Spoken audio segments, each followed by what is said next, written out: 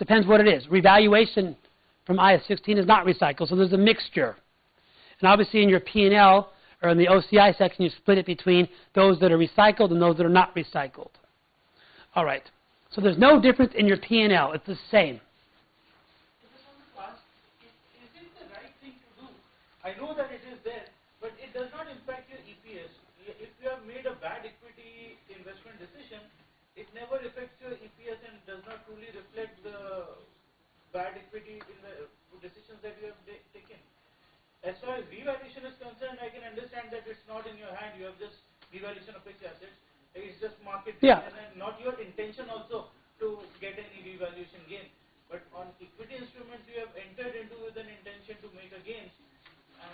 Yeah, there are issues, but there is also, you show your EPS for profit OCI as well.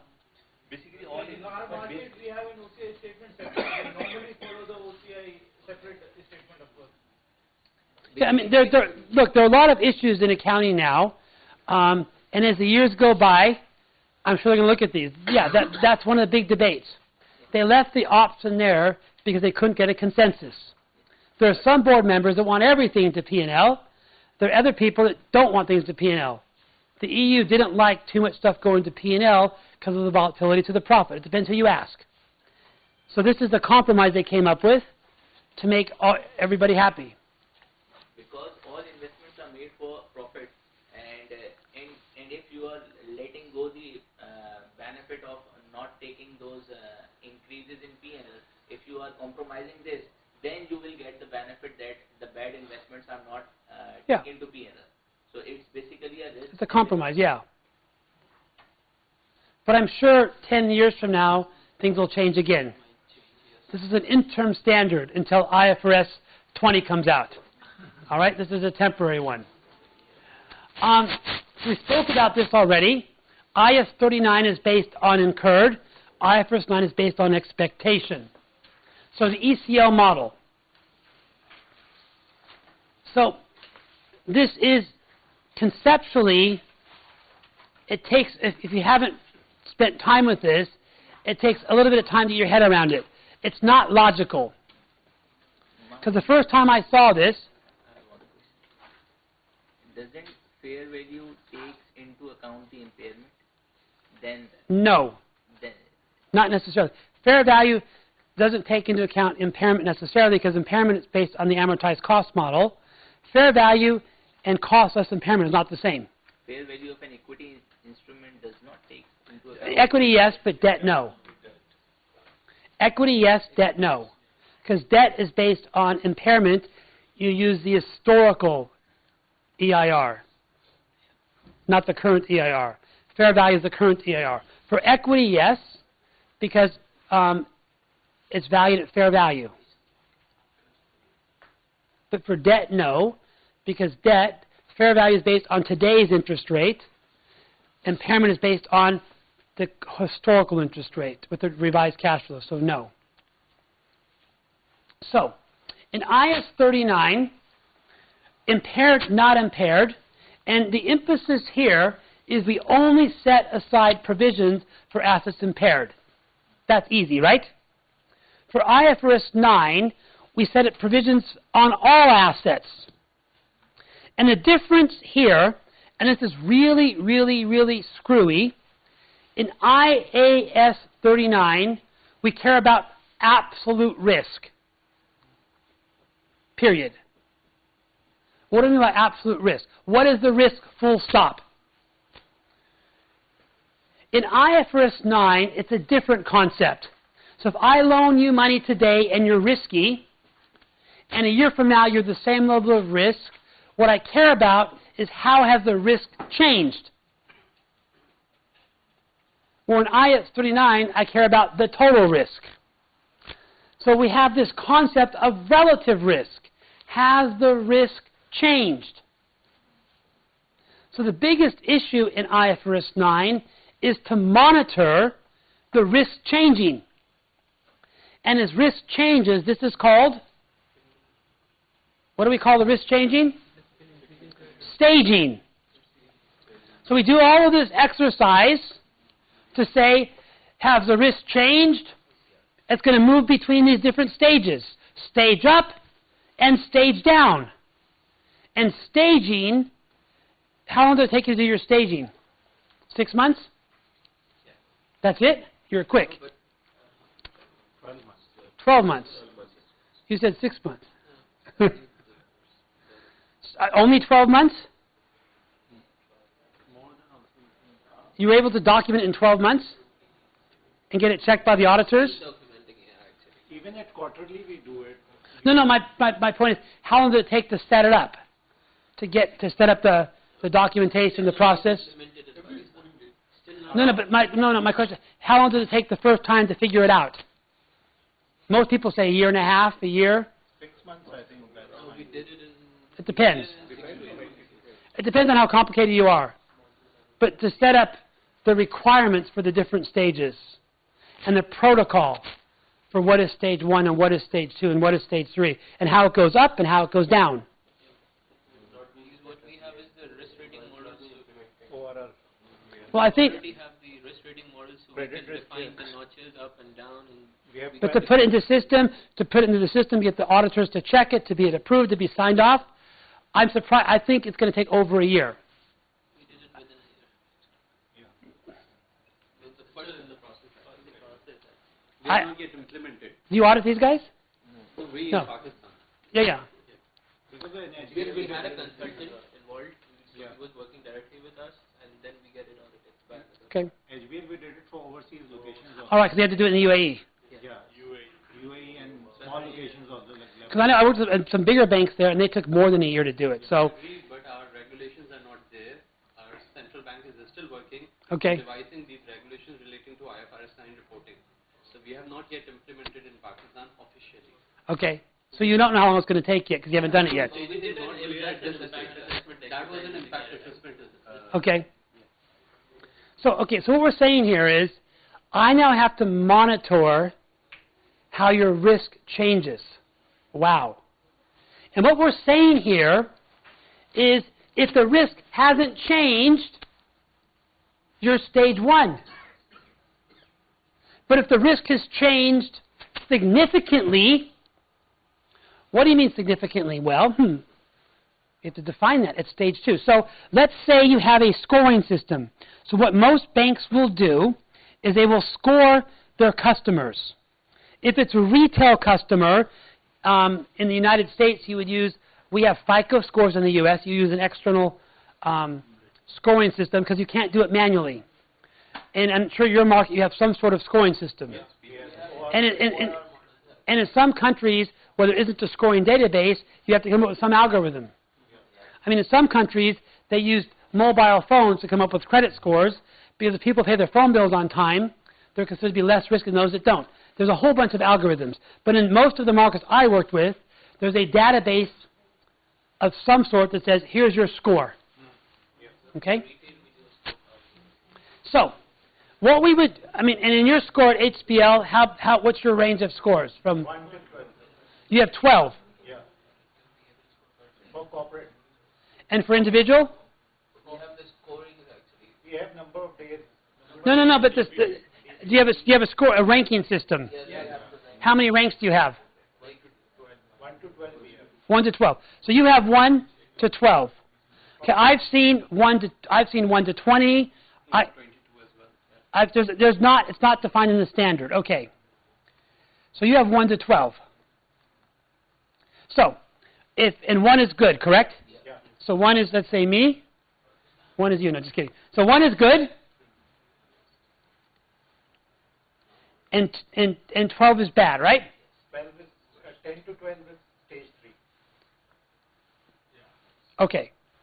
Now, the question is, if you go from 1 to 2, is that significant?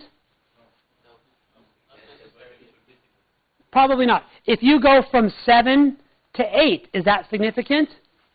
Yes. So the problem is it's not linear.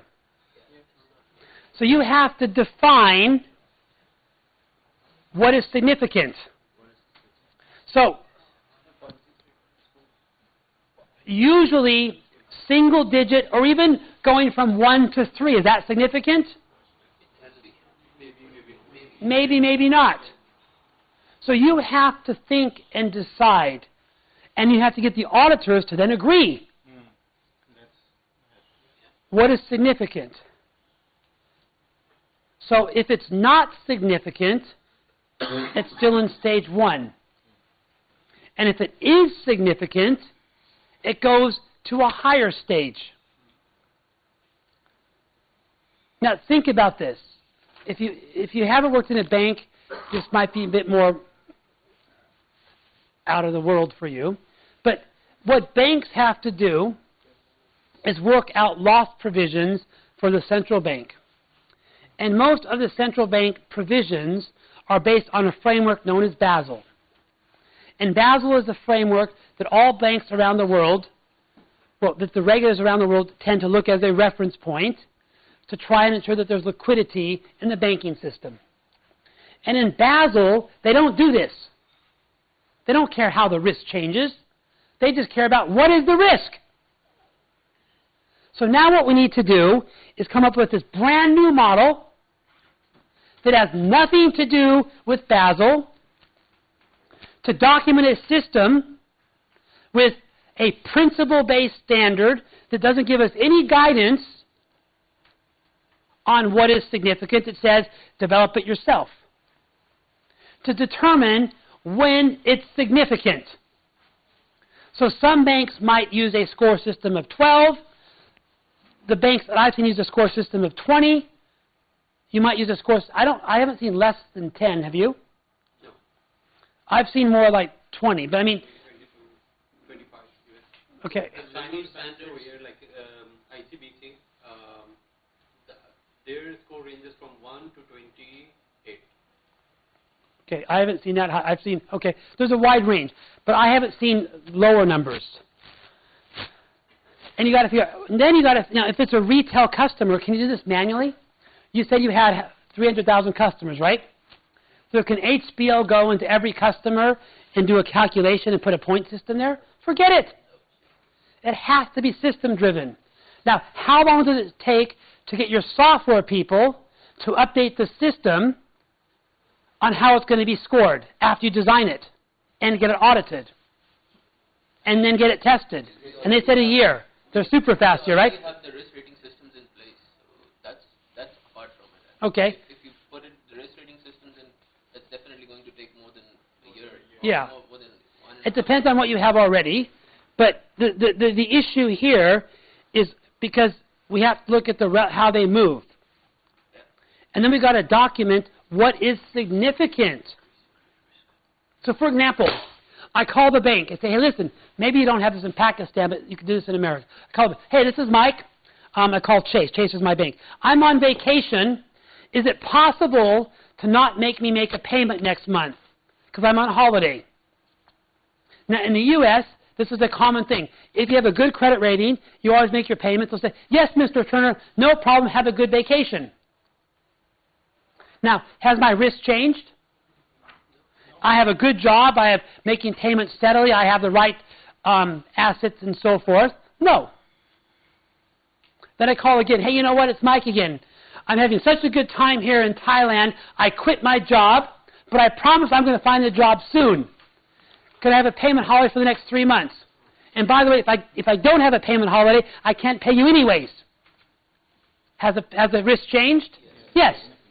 Now, what you need to do is document all these scenarios to make it automatic.